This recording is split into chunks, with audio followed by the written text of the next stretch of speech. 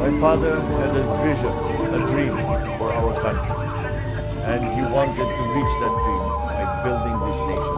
If there is one thing that I think really sets my father apart, it's that he had a very clear vision for our country. Lagi niyang iniisip kung ano ba pinakamagandang tutunguhan ng ating bansa. Kamusta ang lahat? Malapit na naman halalan. Sana lahat tayo ngayon meron nang natutunan. Sino ang ipipiliin? Sino gusto mong pangulo? Si Manny Pacquiao ba na magaling na boksingero? Yung mayor ng Manila ba na si Isko Moreno? O vice presidente na si Leni Robredo? Basta ako natutunan at di na magpapaloko sa halalan. Si Bongbong Marcos sa aking iboboto. Ilang taon na dumaan, dekada nang lumipas. Nakakamiss na ang ulat pa nun na Pilipinas. Aminin nyo man o hindi, di na malilimutan. Nagawang makiangat ni Marcos noon ang ating bayan. Ang ganda ng Pilipinas, ang gaan ng pamumuhay. May libre pang pagkain nun sa mga nag-aaral. Mga proyekto niya noon hanggang ngayon matibay. Si Marcos ang maraming nagawa sa ating bayan. Marami ng Pinoy, nagising at namulat. Nananabik na bumalik ulad ng Pilipinas. Natuto na kami kung sinong dapat ang iboto.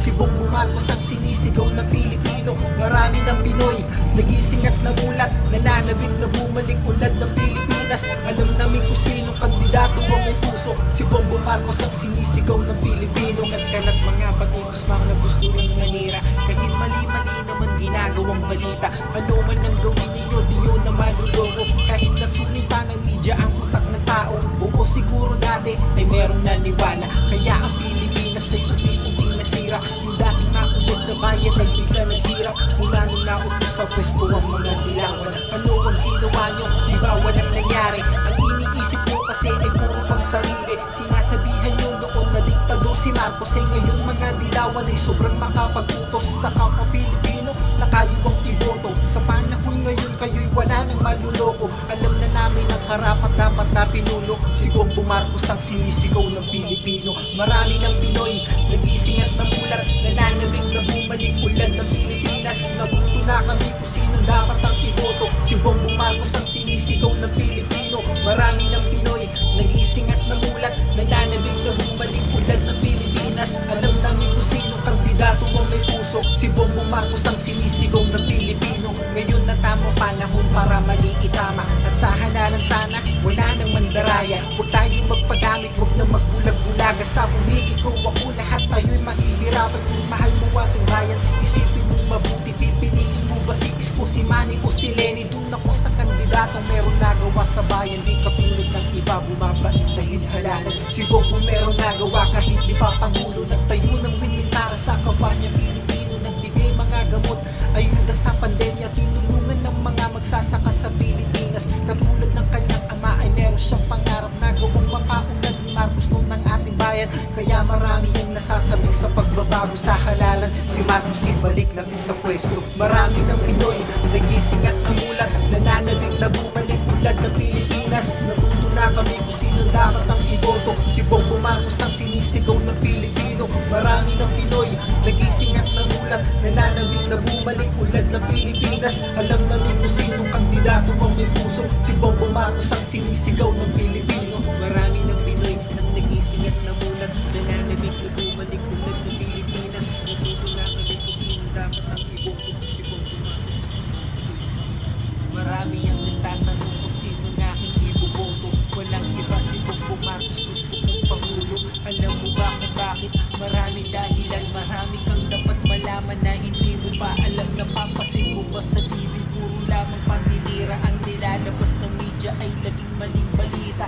Kaya nalaso ng ibang utak ng mga tao. Sa Pilipinas naninirig ka pa Pilipino. Di nila pinapakita kung anong katotohanan. Magaganda na nagawa ni Marcos sa ating bayan. Kailanman di naging patas, hindi naging parehas. Ang media ay pumapaburla sa mga dilawan. Pero salamat at nalaman na ng mga tao kung ano ang totoo. Namulat na ang Pilipino. Natuto na kami kung sino dapat ang iboto. Si Bongbong Marcos ang karapat-dapat na pangulo. Ako ay Pilipino. Hangad ko sa ating bayan ay tunay na pagbabago. Ramdam mo ba ang tunay na may puso? Si Bongbong Marcos ang sinisigaw ng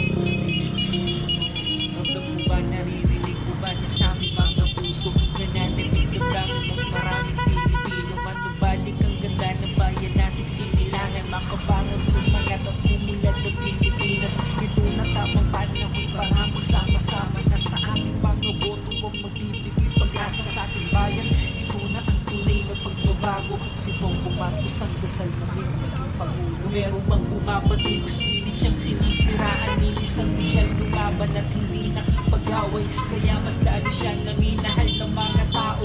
Ang tunay na pinuno ay may puso at respeto. Inuuna niyang solusyon at sagot sa kahirapan. Siya ang aking inuboto para sa mahal ng bayan. Si Bongbong Marcos ang sinisigaw ng Pilipino para sa Pilipinas at tunay na pagbabago. Ako'y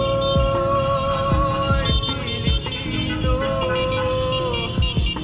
hangad ko sa ating bayan ay tunay na pagbabago. Ramdam mo ba ang tunay na may puso? Si Bongbong Marcos ang sinisigaw ng Pilipino. Marami ang mga politikong sabik maging pangulo. Kailangan pagsiraan kang Manila kandidato. Lagi nilang sinasabi di nila makalimutan ang mga Marcos daw ang diktador sa kasaysayan. Pero bakit ang ginhawa pa noon ng pamumuhay? At bakit ang ganda-ganda noon ng Pilipinas? Di ba ang sakit isipin at nakakapanghinayang nung panahon ni Marcos ang ulan ng ating bayan? Kaya din yung masisisi ang maraming Pilipino. Ang bawat isa'y naghahangad lahat ng pagbabago. Ramdam namin ang pag-asay malapit ng mangyari. Pagtangat ng ating bayan ay muling manunumbalik. Sana ay nadarama ninyo sigaw ng aming puso. Si Bongbong Marcos ang dinarasal ng Pilipino. Pinagmamalaki ko na siya ang aking pangulo. Ako'y taas noon na siya ang aking ibuboto. Ako'y Pilipino, hangad ko sa ating bayan ay tunay na pagbabago. Ramdam mo ba ang tunay na may puso? Si Bongbong Marcos ang sinisigaw ng Pilipino. Ako'y Pilipino, hangad ko sa ating bayan ay tunay na pagbabago. Piliin natin ang karapat-dapat na iboto para sa ating bayan. Marami ang lumalabas pare-parehas na balita. Isa lang na balak mga gusto ng manira. Alam naman natin lahat ng mga Pilipino na si Marcos ang gustong-gustong ngayon ng mga tao. Pero merong ibang gumagawa ng paraan. Mga galawan desperado at sanay sa dayaan. Pilit nilang sinisiraan at tanging bababa si Bongbong Marcos kasi patuloy na tumataas. Pero kami ay may tanong sandali lang sa mga nagprotesta na grupo ng Dilawan. Eh bakit si Senador de Lima na nakakulong sinusuportahan nyo pa para tumakbo senador? Di ba masyadong halata ang balak nyo at plano na pigilan nyo si Bongbong Marcos para di manalo? Pero nagising na ngayon ng mga Pilipino. Natuto na kami na di na dapat magpaloko. Ilang dekada na ang dumaan, ilang taong lumipas. Nakakaawa na ang bayan nating Pilipinas. Kung mababalik sa dati, manalo kung Dilawan. Isipin nyo ano na mangyayari sa ating bayan. Matanong ko nga kayo, doon sa mga naninira, ba't ngayon nyo lang naisip? Ba't ngayon nyo naalala na pigilan, harangin at kayo ay magprotesta? Dahil ba nakita nyo si Bongbong Marcos nangunguna? Eh wala kayong magagawa, hindi nyo mababago. Hindi nyo masisisi ang maraming Pilipino sa ilang taon noon na Dilawan na naghari. Nasayang lang mahabang panahon walang nangyari. Kaya huwag magtaka na marami mga tao ang naghahangad ngayon ng tunay na pagbabago. Huwag ipilit ang sarili nyo para kayo'y manalo. Kami ang mamimili ng gusto naming iboto. Ayaw namin na magpagamit at magkamali. Ayaw namin na bumalik ulit lahat sa dati. Ayaw namin sa kandidatong piling ang disente. Oo si Lenny, ayaw namin magka-presidente. Alam na namin balak nyo kahit na magpalit na kulay. Kilala ng taong bayan kung sinong mga Dilawan. Kaya kami ayaw na namin muli magpaloko sa halalan. Si Marcos ang gusto namin iboto. Mulat na ang aming mata sa aming mga naririnig. Ramdam ko na di pa huli. Bayan ay babangon muli. Kuryente dati ay ating pag-aari. Napapakinabangan ng napakarami. Pero mula noong dilaw na ang naghari, ito ay nawala sa ating kamay. Anong nangyari? Buwan-buwan na gasto sa atin ay bumubuntol. Bayaring walang katapusan na nakakaulol. Yung tubig na dating gobyerno ang kumukontrol ay binenta lamang ng dilaw sa pribadong sektor. Yung proyektong nukleyar para kuryente pagbabain ay tinanggal upang si Marcos di na alalahanin. Paghihigan